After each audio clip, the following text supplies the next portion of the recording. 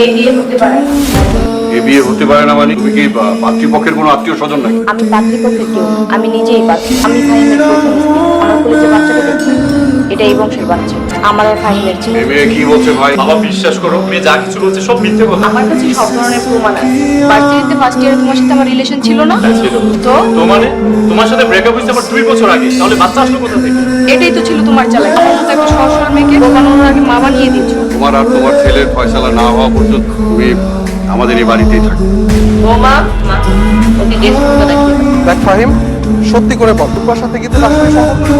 হ্যাঁ ভাইয়া ছিল, কিন্তু জাস্ট প্রেম ছিল। তো কোনোদিন ওর হাতও ধরে দেখি নাই। আর এই যে বাচ্চা কি এখন ব্লুটুথ চেয়ারে নেওয়া যায়? মেয়ে তো বলছে তার কাছে নাকি প্রমাণ আছে। আমারও দেখার ইচ্ছে ওর কাছে কি প্রমাণ।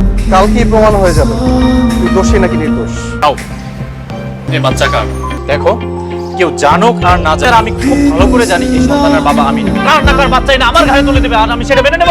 দেখো রূপা, তোমার সাথে আমার মিউচুয়ালি ব্রেকআপ। নিজের ইচ্ছায় আমাকে ছেড়ে চলে গিয়েছে, এখন কেন ফিরে এসে আবার প্রতিশোধ নিচ্ছ? এই সন্তানের বাবা তো আমি না। আগামীকালকে তোমার বাবা মার সামনে প্রমাণ হয়ে যাবে।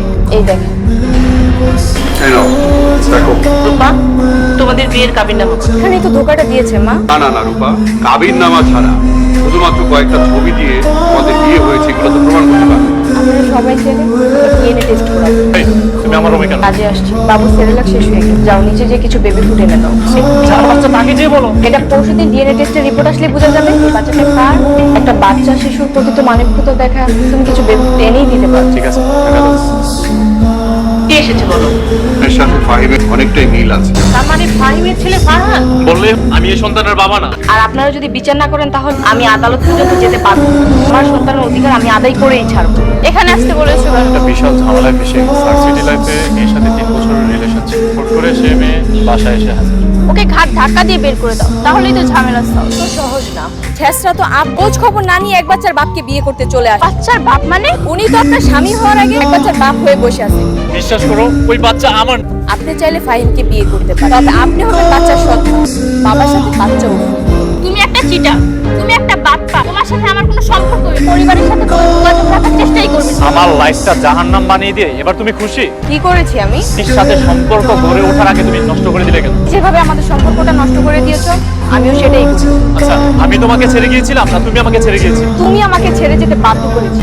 দেখো, একটু মিথ্যে কথা বলবে। আমি মিথ্যে কথা বলছি না। আমার থেকে তোমার ক্যারিয়ার বেশি প্রিয়। ওদের সাথে জীবন পার করা আমার পক্ষে সম্ভব ছিল না। এখন ফিরে এসছো কেন? আমার বাচ্চার জন্য। চরিত্রহীন মেয়ে। আমি চলে যাচ্ছি আপনাদের জীবন থেকে। তুমি যাচ্ছ, যাও, ফারহানকে রেখে যাও। আপনারাই তো বলে ফারহান আপনাদের কেউ না। তাতে কি, তুমিও তো ফারহানের মা না। কি বলছেন আপনি এসব? আমি তো মিথ্যে কিছু বলি। ফারহান ফাহিমের ছিল না।